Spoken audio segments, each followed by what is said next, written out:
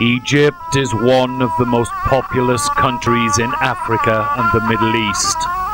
The great majority of its estimated 79 million people live near the banks of the Nile River in an area of about 40,000 square kilometers, where the only arable land is to be found.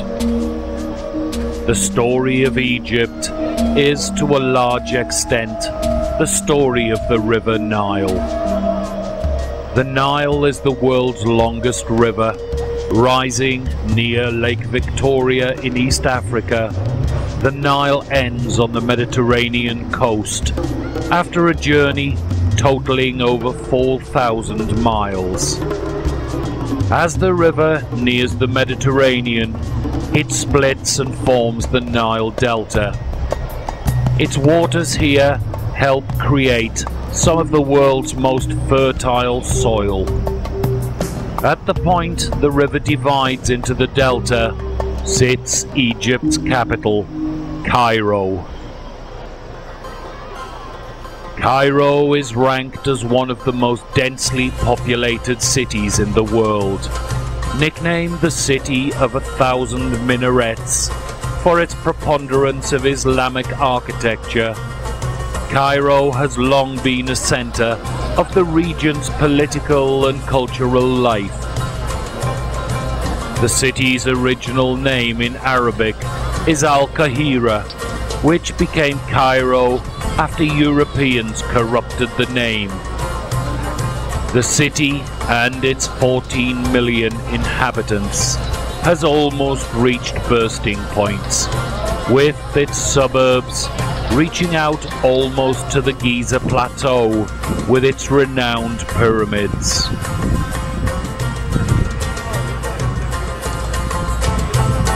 The River Nile has changed its course many times over the centuries. This movement has helped Cairo preserve its past, with large areas built on land reclaimed from the Nile, leaving the ancient areas untouched. The mighty Nile also brought trade to Cairo, and Cairo has always been full of traders. The Cairo traders are experts at selling. They know just how to make you feel like you've got a bargain, when in fact you've just been robbed blind.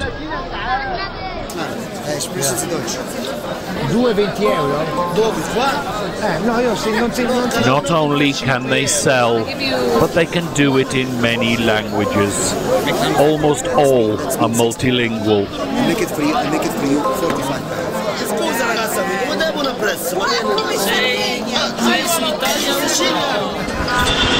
The Cairo traffic is something to behold. As if the sheer volume of motor vehicles is not enough to contend with, you also need to be aware of horses, donkeys and cattle on the roads.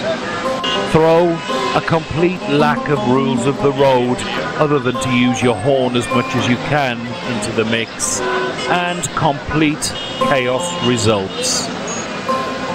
I have heard the comparison of trying to cross a Cairo road made with that of attempting to swim across a crocodile-infested Nile.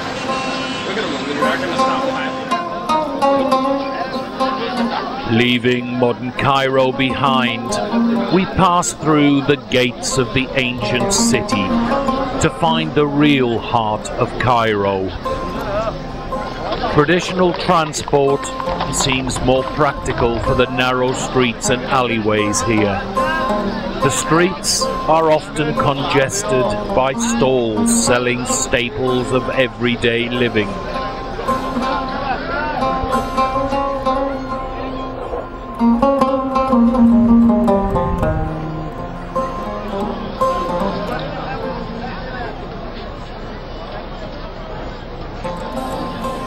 Above the jostling crowd hangs a cloud of smoke and steam from thousands of cooking fires. The air is filled with the aroma of charcoal, perspiration, incense and exotic spices. The crowds are heaviest in the Khan al-Khalili Bazaar, one of the largest bazaars in the world. Khan al-Khalili is an ancient marketplace. It dates back to 1382, when Emir Jahaks el-Khalili built a caravanserai, or khan. A caravanserai is a hotel for traders, and usually the focal point for any surrounding area. Here, the shops and stalls, called Souks in Arabic, are bursting with goods from all over the world. Some of the goods for sale originate a stone's throw from the bazaar itself. In the ancient houses of old Islamic Cairo, artisans are hard at work, weaving, hammering and sculpting, making handmade goods the traditional way. Islamic Old Cairo is dominated by the Citadel, a fortress constructed by Salah el-Din or Saladin, the famous Kurdish warrior who went down in history as the Crusaders' most formidable foe. The Citadel served as the residence for Egypt's rulers for 700 years. Subsequent governments enlarged and modified the fortress to suit their needs. The Citadel walls enclose 3 mosques, the most spectacular of which is the Mohammed Ali Mosque, built between 1830 and 1848. Muhammad Ali was one of the last of Egypt's rulers to reside within the Citadel. The mosque he had built is known as the Alabaster Mosque, due to its walls both inside and out being covered with the translucent alabaster.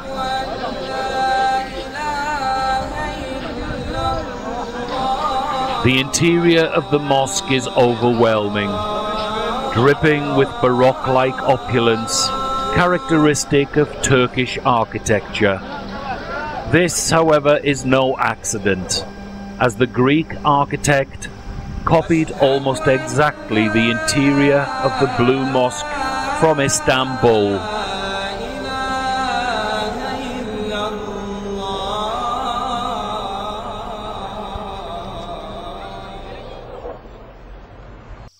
The jewel on the crown of Cairo is the Egyptian Museum of Antiquities, with over 100,000 exhibits on show, covering a period of 5,000 years. The museum can be a little overwhelming. Presentation and organization isn't as good as it perhaps could be. Many of the exhibits are not labeled or have little or no explanation to indicate what they are. With this in mind, I took the opportunity on my last visit to pay for a guided tour with local Egyptologist Sami Hassan. The reason most come to the museum is to view the spectacular grave goods of the pharaoh Tutankhamun. There are some 5,000 items from the tomb, discovered in 1922 by Englishman Howard Carter in the Valley of the Kings.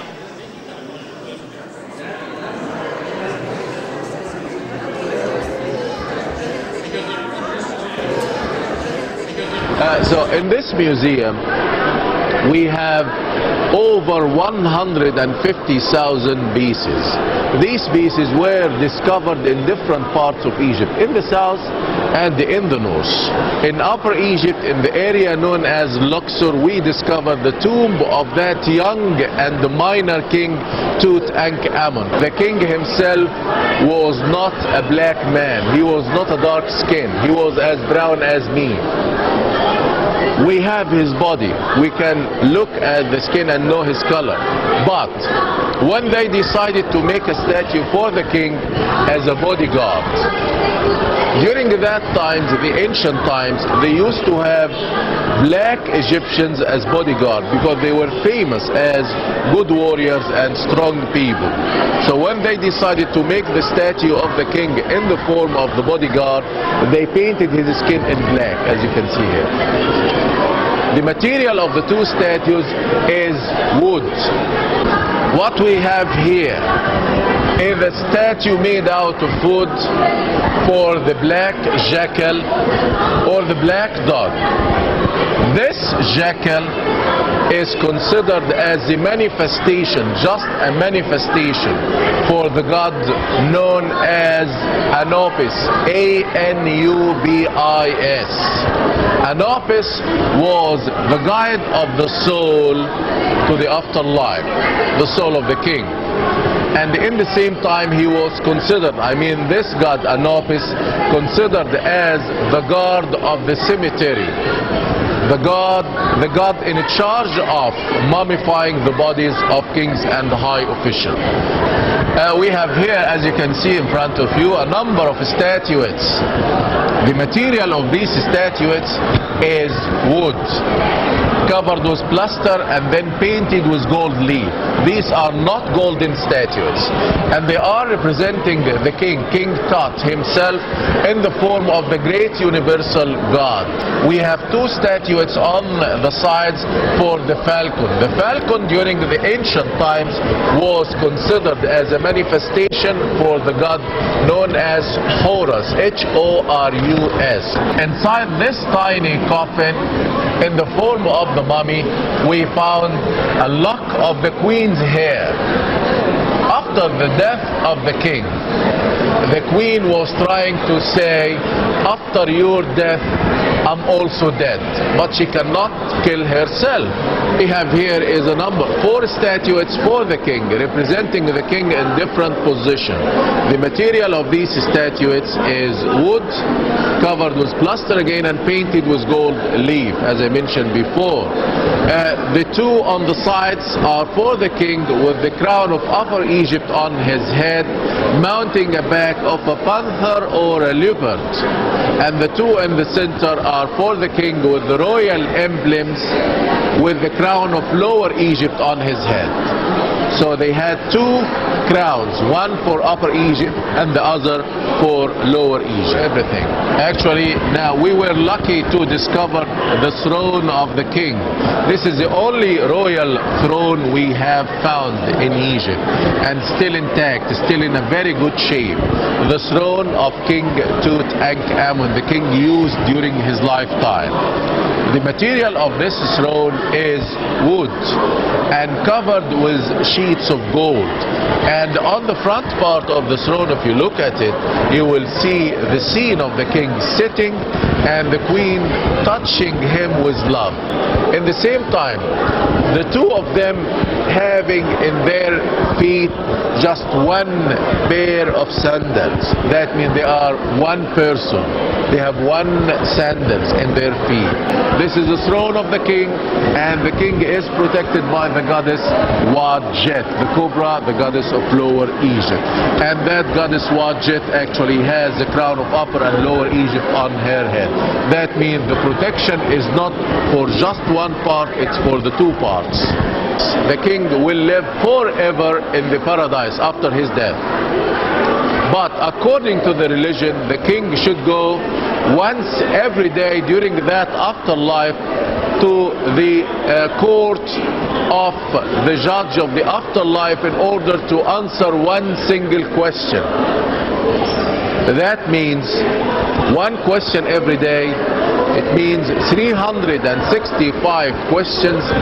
And instead of disturbing the king and inviting him every day to go to the court of the judge of the afterlife to answer that single question every day, they made 365 or 366 statuettes.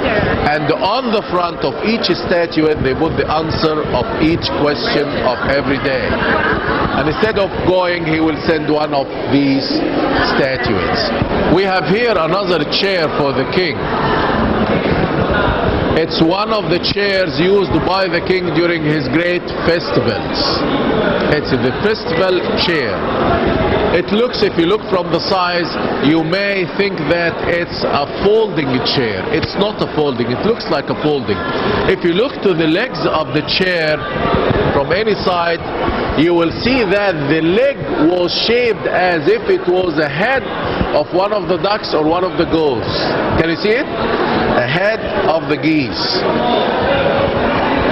Also inlaid with ivory and ebony. This is some of the alabaster work we discovered in the tomb of King Tut. Actually, we have here this alabaster statuette for the god of joy and fun.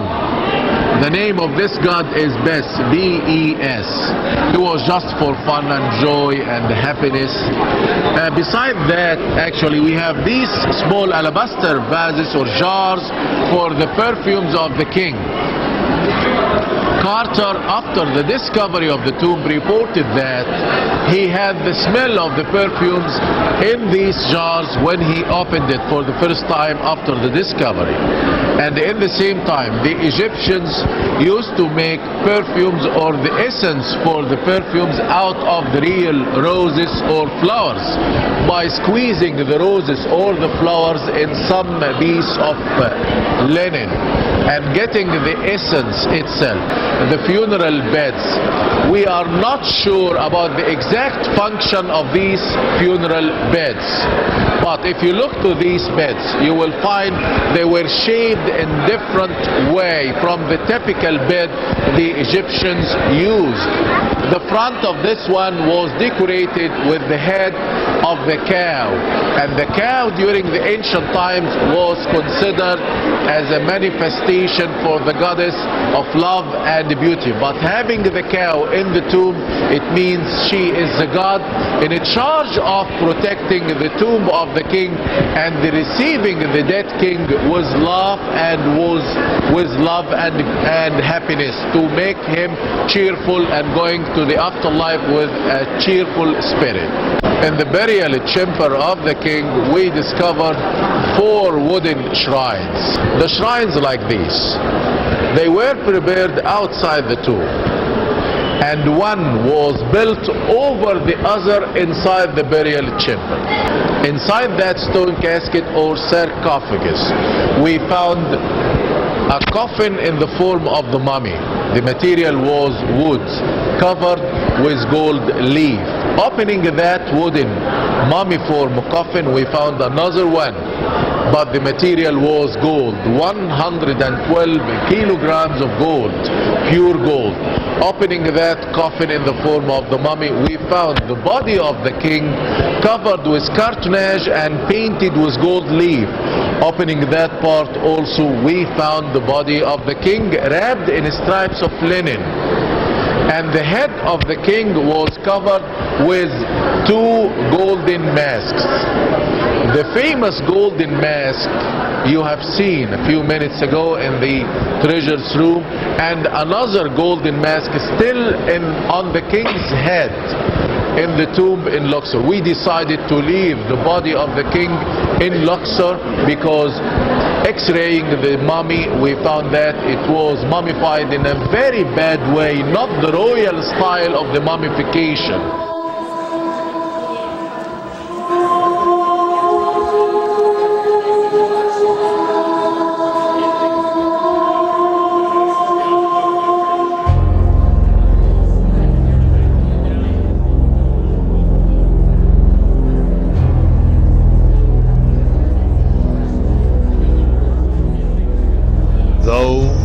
Visitors come to the museum to view the spectacular grave goods of Tutankhamun.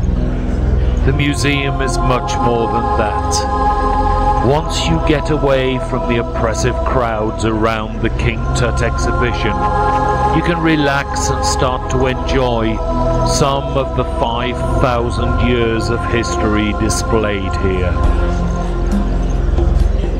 Although the museum is dripping with gold and bejeweled artifacts, It is often the items carved from wood and stone that impress the most. Some of the pieces overturn what we think we know. This statue is of Pharaoh Hatshepsut, who ruled for 40 years, but was in fact a woman. The Egyptian Museum bears witness to thousands of years of history that has entranced the world. The age of the pharaohs began more than 5 millennia ago and lasted for 31 dynasties, some 3,000 years in which Egypt had no rival in art. The Royal Mummy Room holds the remains of 11 of the most illustrious pharaohs, dating from 1650 BC. These bodies are incredibly well preserved, with the facial features, hair and teeth still clearly identifiable.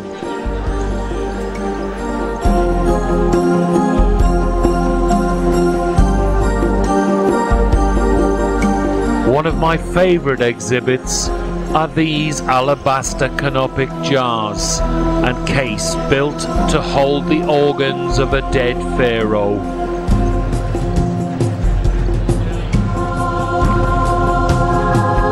This pharaoh, Akhenaten, was a revolutionary, as well as being famous as the father of Tutankhamun. He almost changed Egyptian history when he abolished all the ancient gods in favor of one god, the sun god or Aten, which he ruthlessly forced on his people. Yet the museum has a tiny statue showing the pharaoh's softer side. It shows him seated with his daughter on his knee, kissing her.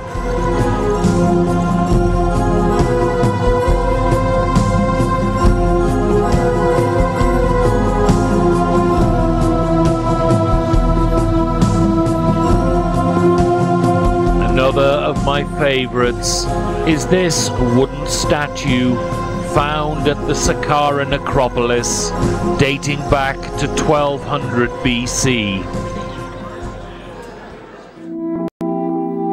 Some of the most evocative images of ancient Egypt are the stylized drawings captured on papyrus. Most of the papyrus tourist shops around Giza produce theatrical displays showing the making of the papyrus paper. It's made from the stems of papyrus reeds, abundant on the fertile banks of the River Nile. The process for making the paper is simple. The water-soaked reeds are sliced into thin strips. The strips are flattened and laid out in 2 layers. The layers are then put under a press, which squeezes them into a sheet. The Egyptians were the first to invent paper made from papyrus around 3000 BC. For most of the world, this is the symbol of Egypt, the Pyramids of Giza. The first time I saw these massive monuments, it came as quite a shock. I had an image in my mind of the pyramids being out in the desert, miles from anywhere. Yet, one second we're driving through busy Cairo streets, the next we're at the pyramids. They sit today only a couple of 100 meters from the Cairo suburbs. To best describe these fabulous edifices, I will hand over to Ta-Mehu, our Egyptian government guide, who showed us around Egypt during the 9 months I worked there.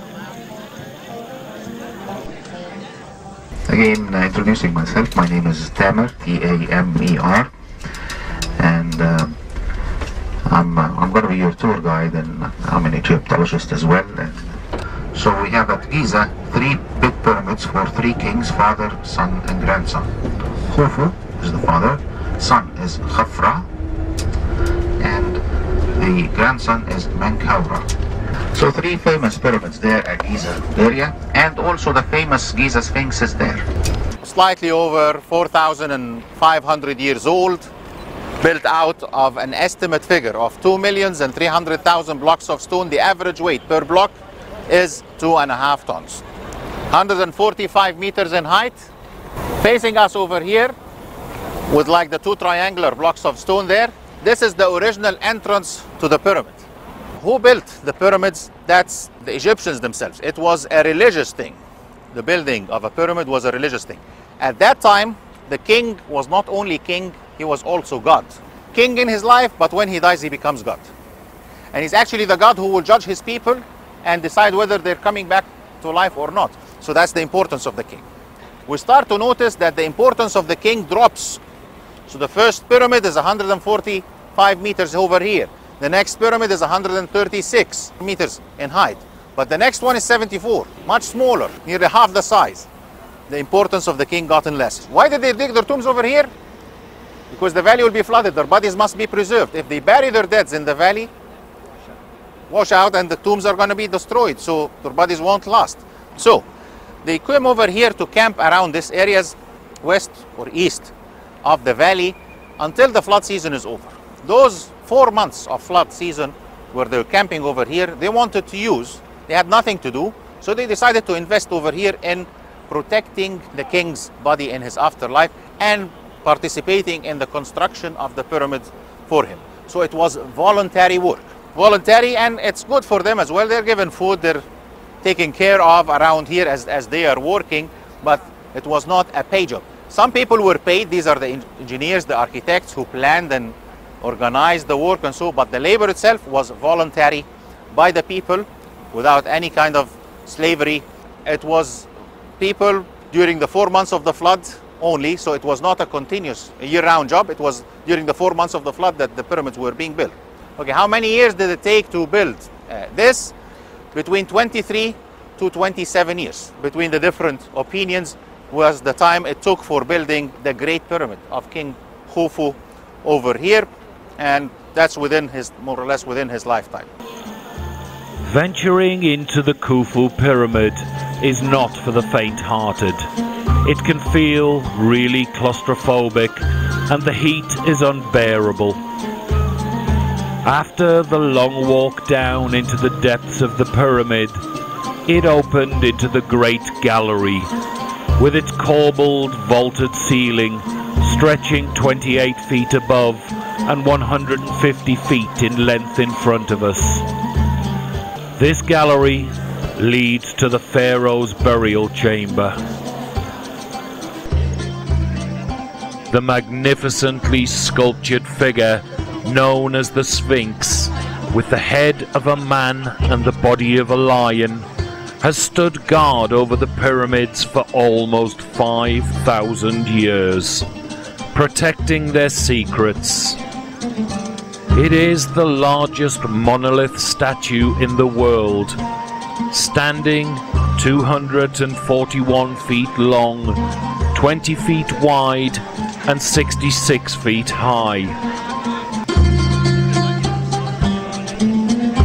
In front of the Great Pyramid is a building housing a ceremonial solar boat for use by the pharaoh in the afterlife. The Khufu ship is an intact, full-sized vessel from ancient Egypt that was sealed into a pit in the Giza Pyramid complex at the foot of the Great Pyramid around 2500 BC. The ship was almost certainly built for Khufu, the second pharaoh of the 4th dynasty of the Old Kingdom of Egypt. It is one of the oldest, largest and best preserved vessels from antiquity. It measures 143 feet long and 19 feet wide. The ship was built with a flat bottom composed of several planks, but no actual keel, with the planks and frames lashed together with halfa grass, and has been reconstructed from 1,224 pieces. Even the original rope has survived. If there is one thing the Egyptians do exceptionally well, it is to produce fabulous sound and light shows at their ancient sites.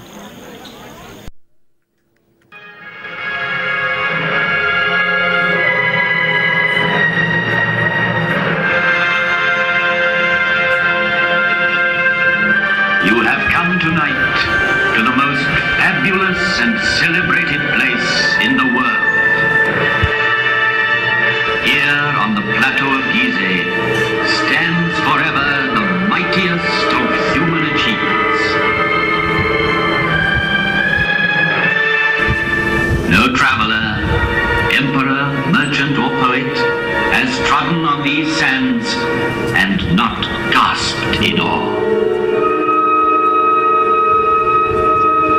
The curtain of night is about to rise and disclose the stage on which the drama of a civilization took place.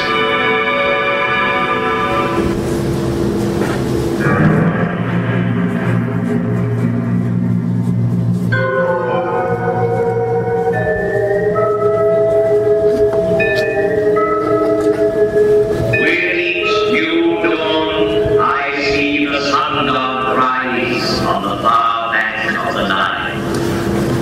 His first ray is for my face, which is turned towards him. I saw the history of Egypt in its first glow, as tomorrow I shall see the east burning with a new flame.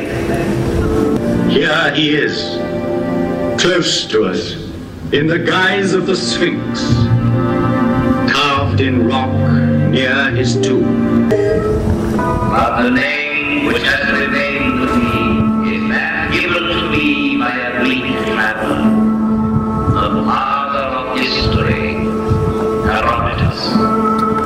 He called me Sphinx, as if I were from his land, and that name is now mine. This is the tomb of King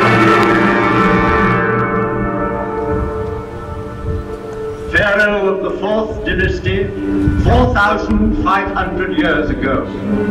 Here is the great pyramid which he built to defend himself against death. 455 feet high. He achieved the building of the highest monument then known to man. The area it covers is vast enough to hold St. Peter's Cathedral in Rome, the cathedrals of Florence and Milan, Westminster Abbey and St. Paul's. 3 million blocks of stone, some of them weighing 30 tons, were assembled by Cheops' faithful workmen to achieve this fabulous construction. At the center of it, the pharaoh planned his inner chamber, where his mummy was to lie in splendor for eternity. 3 million blocks were hoisted up and laid one on the other. The finest ones of pure granite were dug up in the quarries of Aswan, weighted by boats and carried by the flooding of the Nile. The movement of these great waters drove the farmers from their inundated fields to the plateau of Giza, where they joined the army of laborers and built. These stones were hauled singly on earth mounds, banked higher and higher as the edifice grew. The Pyramid of Khephren. It too bears an inscription, Khephren is great. Yet, out of respect for his father Cheops, Khephren built his pyramid on a slightly smaller scale. The face of Khephren has come down to us sculpted in green diorite streaked with white, a rare stone he brought back from an expedition. Here he is, close to us, in the guise of the Sphinx. carved in rock near his tomb.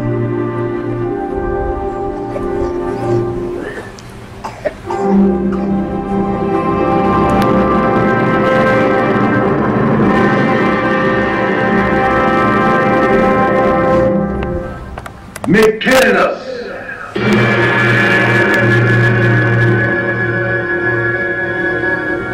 A third monumental tomb was soon to complete this immense funeral site of Giza and make it one of the wonders of the world.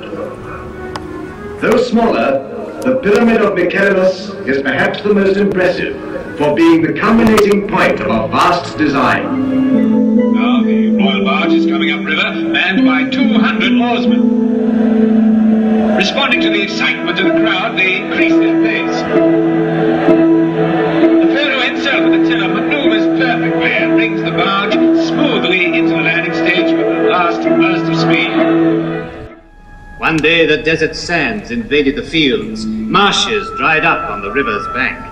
And so, to save his life, man invented civilization. He had to contend with floods. He designed dams and culverts. He came to love the earth. Frail and tender, Tutankhamun died not yet 20, after a reign of 6 years. But 3,000 years have not yet withered his fine, youthful face, nor tarnished the treasures gathered round him in his unfinished tomb of the Valley of the Kings. Today, the world marvels at them. It was in 1799, near Rosetta. One of Napoleon's officers discovered a stone, a monolith, bearing an edict issued by Ptolemy. The inscription was in Greek characters and hieroglyphs. This was the cornerstone of Egyptology.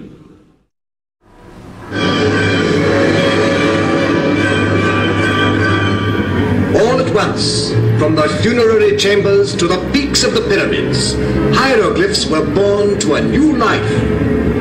Herons, lotus flowers, fishes, hares and drakes, the mysterious characters suddenly woke up, fluttered and sang like creatures of the fields as the sun rises.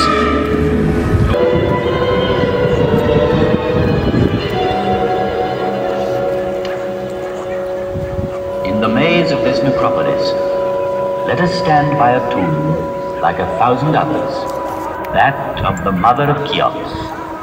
And in it, by the litter, marked with golden hieroglyphs, which she had prepared for the eternal journey by her son. Horus, protect me, oh great God, that I might see you every day. Lord of the desert, Lord of the heavens, Sovereign of eternity. Tomorrow, once more, the rising sun will give me his first caress. Thousands of other suns shall rise again, and man's oldest achievement will remain the highest, the purest. The Nile be praised, for it is the father of all our harvests, all our knowledge, all our architecture, all our strength.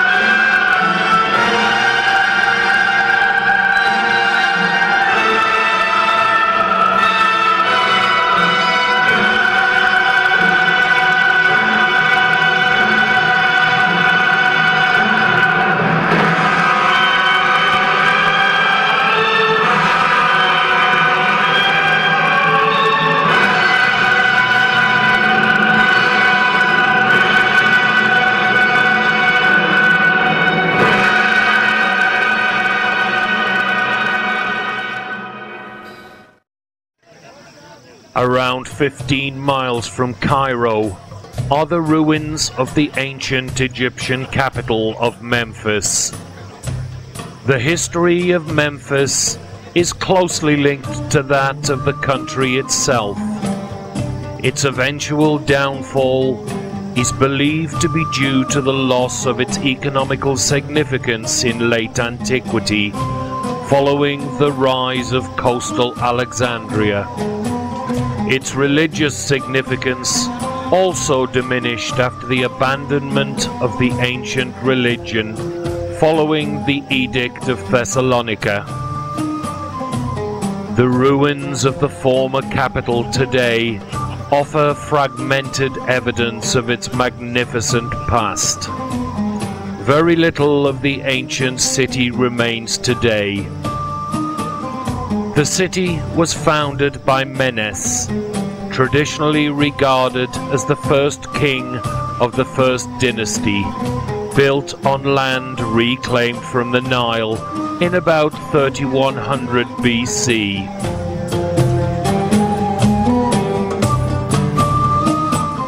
One of the few antiquities still to be seen is one of the two colossal statues of Ramesses II, which once stood at the entrance to the Temple of Ta.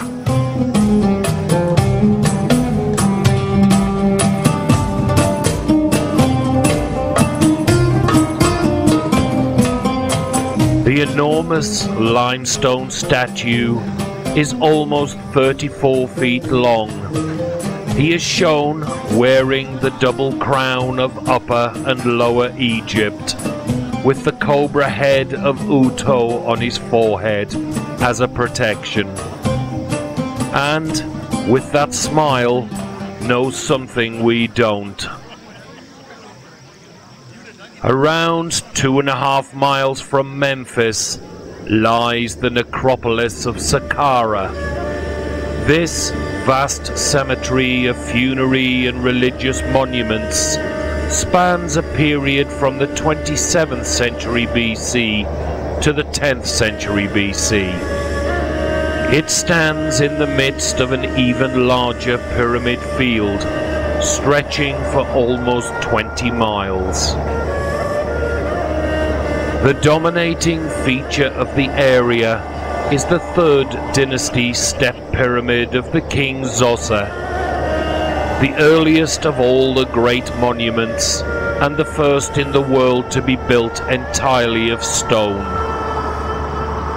Zoser's funerary complex was built by the royal architect Imhotep. Most of the outer casing has now gone, and the core masonry is slowly disintegrating. The original structure was an underground burial chamber. The royal tomb lies some 90 feet beneath the pyramid. Reached by a vertical shaft, the shaft was sealed with a 3-ton block of granite, but even this did not stop the grave robbers.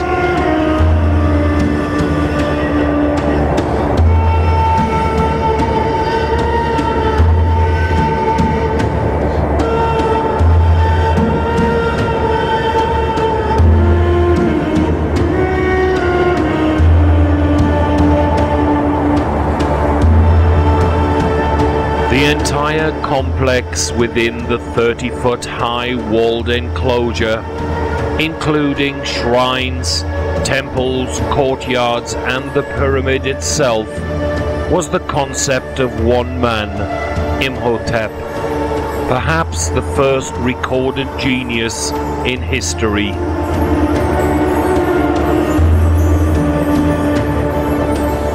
The entrance to the complex is through a narrow passage, which then opens onto a 40-columned colonnade, which once had a roof.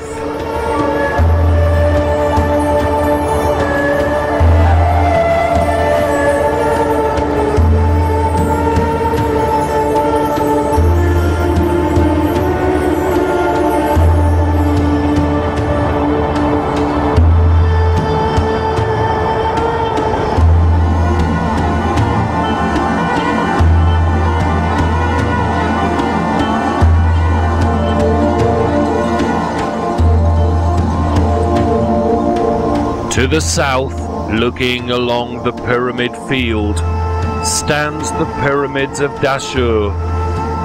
Two of these stand out, the Bent Pyramid and the Red Pyramid. The Bent Pyramid is unique for two reasons. The first is the angle change halfway up, and secondly, it is the only pyramid discovered with two entrances. The Red Pyramid, named for the light crimson hue of its exposed granite surface, is the largest of the three major pyramids located at the Dahshur necropolis, and the third largest Egyptian pyramid, after those of Khufu and Khafre at Giza. This narrow strip of water is almost as important to Egypt as the River Nile. It is the Suez Canal, the link between the Red Sea and the Mediterranean. The idea of linking the two seas by a waterway wasn't new. However, it wasn't until 1859 that actual construction began. It was completed some 10 years later at enormous cost, both monetarily and in lives.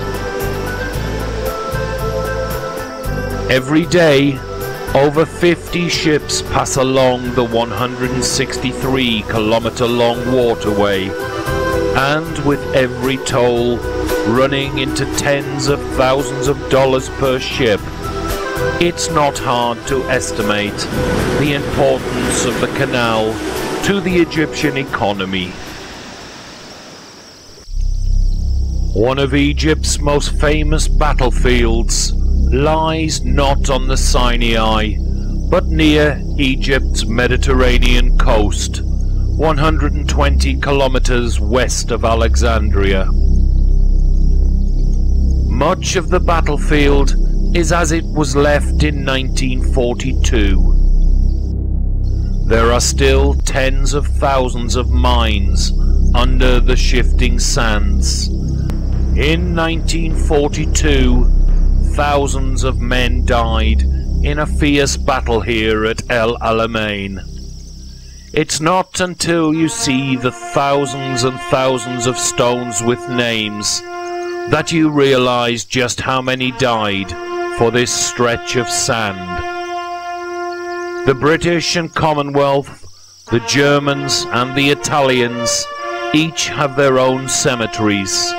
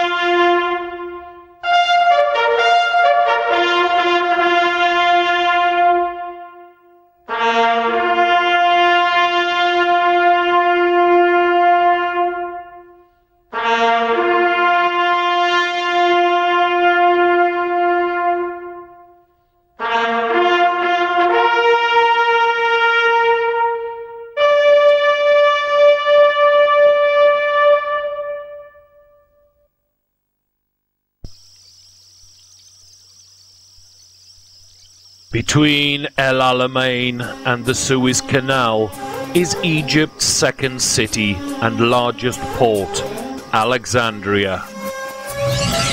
This city of 5 million inhabitants bears the name of one of the most famous military leaders in history, Alexander the Great, who conquered Egypt in 1332 BC.